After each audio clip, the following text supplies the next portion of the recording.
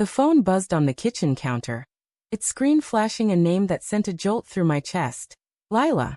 My wife's friend.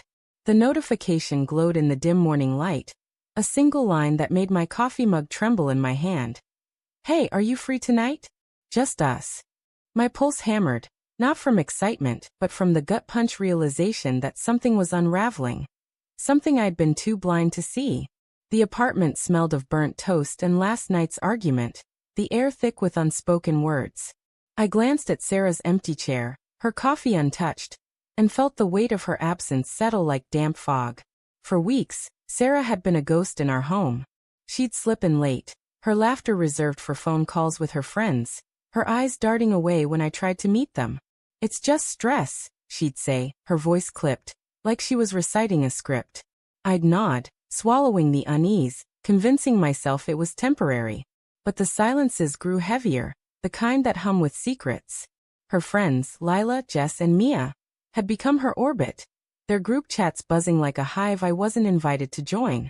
They say I need space, she told me once, her tone sharp, as if I were the one crowding her. I didn't argue. I never did. Now Lila's text burned into my retinas. I set the mug down, the ceramic clinking too loudly against the counter. My mind raced, stitching together fragments. Sarah's late nights, her sudden coldness, the way Lila's gaze lingered too long at our last dinner party. Was this why Sarah had pulled away? Had her friends been whispering poison, or was something else at play? I typed a reply. What's this about? And hit send before doubt could stop me. The kitchen clock ticked, each second a heartbeat, as I waited for an answer that might crack my world open. The day dragged, each hour a slow drip of dread. I worked from home, my laptop screen a blur of spreadsheets I couldn't focus on. My thoughts kept circling back to Sarah's face last night, her lips tight, her eyes distant as she muttered. I just need time to think. Think about what? Us. Her? Them?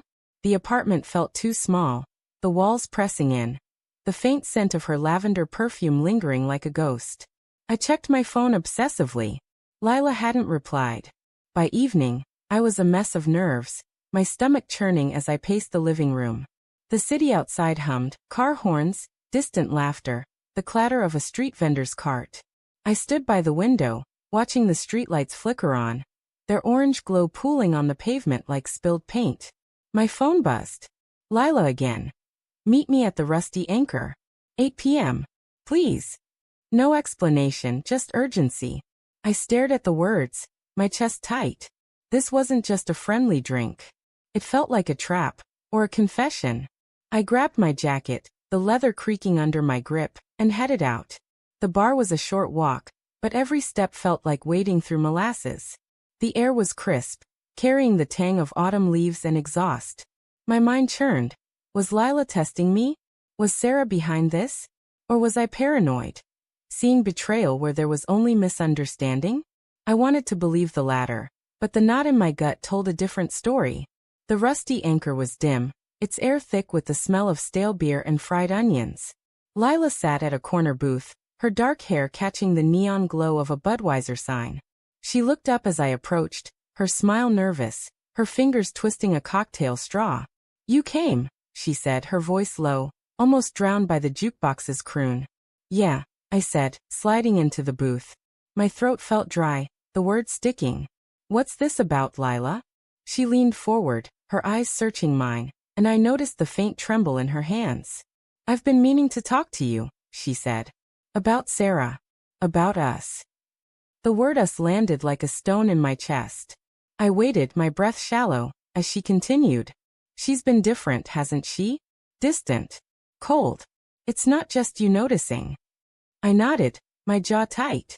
She says it's her friend's advice. To find herself. Lila's laugh was sharp, bitter. Her friends. Right. Jess and Mia. They've been filling her head with ideas. Telling her she's trapped, that she needs to break free. She paused, her gaze dropping to the table. But it's more than that. I've seen things, heard things. I think she's seeing someone. The words hit like a physical blow, stealing my breath. I wanted to laugh it off, to call it absurd, but the pieces clicked into place. Her late nights, the locked phone, the way she flinched when I touched her. Who? I managed, my voice barely a whisper. Lila hesitated, her eyes flickering with something. Guilt? Fear? I don't know for sure, she said. But I've seen her with Mia. Too close. Too often. She reached across the table, her fingers brushing mine. I hate seeing you hurt, Tom. You deserve better. That's why I asked you here. I care about you. I pulled my hand back, the warmth of her touch feeling like a betrayal of its own. My mind spun, torn between rage and disbelief. Sarah and Mia? It didn't make sense, yet it did. The late-night whispers, the way Mia's name lit up Sarah's face. But Lila's confession hung in the air, complicating everything. Was she trying to help, or was this a move to drive a wedge deeper? I left the bar in a daze, the city blurring around me. My phone stayed silent. No text from Sarah, no explanations. When I got home, the apartment was dark, her shoes missing from the entryway. I sank onto the couch, the fabric rough under my palms, and let the truth settle. Sarah was slipping away, maybe already gone. Lila's words echoed. You deserve better. But did I? Had I missed the signs, ignored her needs, pushed her into someone else's arms? The door creaked open hours later. Sarah stood there, her coat damp from the rain, her eyes wide when she saw me awake. Tom, she said, her voice soft, almost fragile. We need to talk. I stood, my heart pounding, the room tilting. About what? I asked, though I already knew. The air between us crackled, heavy with the weight of unspoken truths. She stepped closer, her perfume cutting through the stale air. I've been lying, she said, her voice breaking. Not about another person. About me. I've been scared to tell you. I don't know who I am anymore. Mia's been helping me figure it out, but it's not what you think. I'm not cheating. I'm just lost. Her words should have soothed me, but they didn't. They felt like half-truths, a shield for something deeper. Then why shut me out? I asked, my voice raw. Why let your friends decide our marriage? She flinched, tears welling. Because I'm terrified, Tom.